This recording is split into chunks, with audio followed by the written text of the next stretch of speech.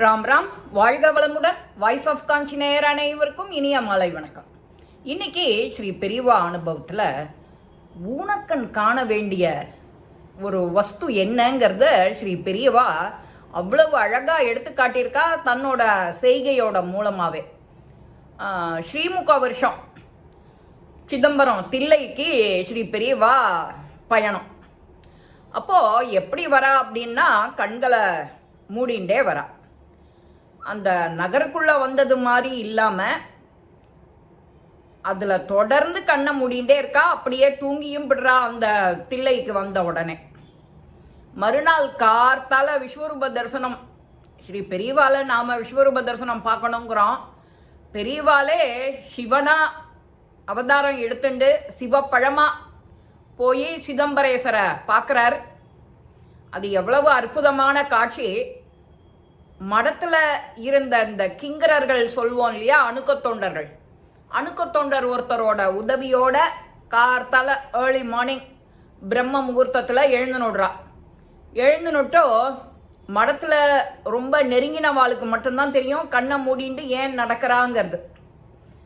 ஏன் கண்ணை மூடின்னு இருக்கா அப்படின்னா, சிதம்பரத்துக்கு முந்திய முகாம் அங்கேருந்து கிளம்புறதுக்கு முன்னாடி குமராட்சியை விட்டு புறப்படுறா. எங்க? சிதம்பரத்துக்கு புறப்படும் போது கண்ணை மூடிண்டே சிதம்பர பட்டண பிரவேசம் பண்ண ஆரம்பிக்கிறா. அப்போ அந்த ஊரோட மடம் கேம்ப் இருக்கு இல்லையா, அந்த ஜாகைக்கு வந்த அப்புறமும் பெரியவா கண்ணை மூடின்னு இருக்கா. அப்படியே நித்ரைக்கும் போயிட்டா.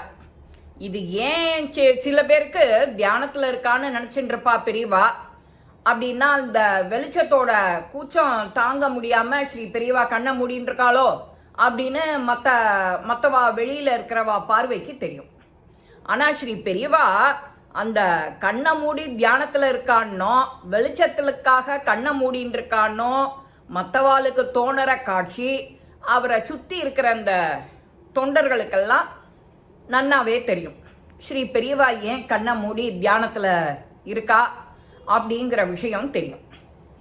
அது அப்படியே தூங்கியும் போய்ட்றா. மறுநாளைக்கு கார்த்தால அதிகால பிரம்ம முகூர்த்தத்தில் விறுவிறுன்னு ஒரே ஒரு அணுக்க தொண்டர் அழைச்சிண்டு நேராக போய் அங்கே ஸ்நானத்தை பண்ணுறார்.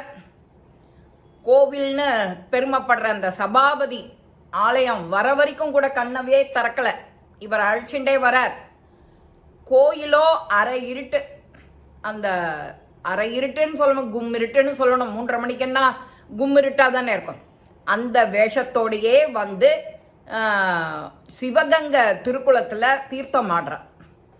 அதோட அப்படியே மாத்து துணி காவி வஸ்திரத்தை அணிஞ்சுண்டு திருநீரை தரிச்சுண்டு அப்படியே பிரத்யக்ஷ தெய்வமாக காட்சி தராலாம் பெரியவா.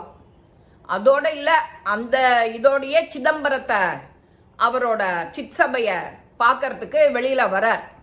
அப்போது உஷத்காலம் பால் நைவேத்தியத்துக்காக மணி அடிக்கும்போது அந்த கதவெல்லாம் மணி அடித்த உடனே திறக்கும் இல்லையா, அந்த திறந்த உடனே அந்த நேர நடராஜருடைய சௌந்தரியமான முகம் அப்படியே அவரோட கண்ணு மீன் மாதிரி இப்படியே அலப்பாயர்தான் அங்கே சிற்சபையில்.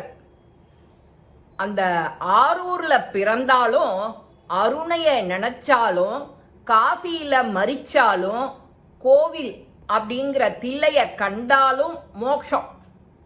இது வந்து ஆன்றோர் வாக்கு. இதை பெரியவா நிரூபணம் பண்ணியிருக்கா அன்னைக்கு.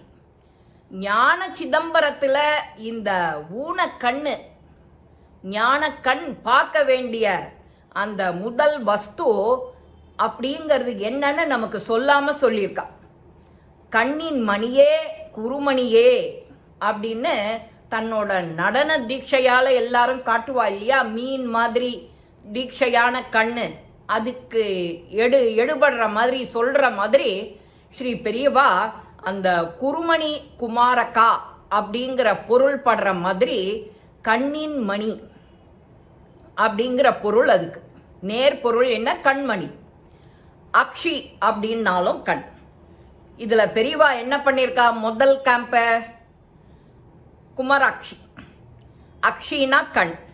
அந்த குமராட்சியில் தன்னோட திவ்ய நயனங்களை மூடிண்டு கண்ணை மூடிண்டு அங்கே மூடிக்க ஆரம்பிச்சு நேர சிதம்பரம் சிதம்பர சிற்சபையில் வந்து அவரோட கண்ணை பார்க்கும்போது தான் நான் திறப்பேன் அப்படின்னு மனசுல உறுதி எடுத்துட்டு அதே மாதிரி வாழ்ந்து காட்டி அந்த ஸ்ரீமுக ஆண்டுல ஈசனோட திருமுகத்தை பார்த்து அந்த அவதார திருமுகம் முழுசுமா தெரிஞ்சுதான் என்ன தரிசிச்ச முகம் பெரியவாளுடைய அந்த காட்சியை பார்க்கறதுக்கு காண கண்கூடி வேணும். ஒரு தரம் பாட்டி வந்து நீ போய் அந்த சிதம்பரத்துக்கு போய் இதை அளந்து எடுத்துன்னு வாங்குறா இல்லையா குஞ்சித பாதத்தை, அந்த மாதிரி யார் யாருக்கு எப்படி எப்படியெல்லாம் திருவருள் கிடைக்கணுமோ அது குரு அருள் மூலமாக தான் கிடைக்கும். நாம் சதா வந்து பெரியவா பெரியவா பெரியவான்னு சொல்கிறோம். நமக்கு பெரியவா கடாட்சம் பரிபூர்ணம். இப்போ பால பெரியவா அடுத்த தலைமுறைய கண்டு முத்து எடுத்திருக்கா. அவர் இனிமே அவரோட காட்சி அவரோட இதெல்லாம் பார்ப்போம். ஸ்ரீ பெரியவா எல்லாரையும் வழி நடத்துவா, அதில் சந்தேகமே கிடையாது. பெரியவாளுக்கு தெரியாதா என்ன? இந்த பதிவு உங்களுக்கு எல்லாருக்குமே பிடிச்சிருக்கும். நாமளும் அந்த சிற்சபைக்கு போகும்போது சிதம்பரனை பார்க்குற வரைக்கும் கண்ணை மூடின்னு அட்லீஸ்ட் அந்த கோவில்லேருந்து என்டர் பண்ணும்போது தான் அப்படி போயிட்டு சிற்சபையில் சிதம்பரனை பார்க்குற வரைக்கும் நடராஜரை பார்க்குற வரைக்கும் கண்ணை மூடிண்டு அவரோட நயனங்களை பார்க்கும்போது கண்ணை திறந்தா நமக்கு எப்பேற்பட்ட அனுபவம் வரும்னு நாமளும் பரீட்சித்து பார்க்கலாம். இந்த மாதிரி பதிவுகள்லாம் ஸ்ரீ பெரியவா நமக்கு எங்கெங்கே இருந்தாலாமோ நமக்கு கிடைக்கிறது நாம் தேடி பார்க்குறோம். நாம் அதை எல்லாருக்கும் எடுத்துகிட்டு போகிறோமா, இது நமக்கான லெசனாக எடுத்துக்கிறோமா, அதுதான் இங்கே கொஷின் மார்க். இந்த பதிவு உங்கள் எல்லாருக்குமே பிடிச்சிருக்கும். லைக் பண்ணுங்க, ஷேர் பண்ணுங்க, பெல் பட்டனை கிளிக் பண்ணுங்க, சப்ஸ்கிரைப் பண்ணுங்க, கமெண்ட்ஸ் பாக்ஸில் கமெண்ட்ஸ் போடுங்க. ஸ்ரீ மகா பெரியவா திருவடிகளே சரணம். நல்லதே நடக்கும். ஆனந்தமாக இருப்போம் நண்பர்களே. வாழ்க வளமுடன்.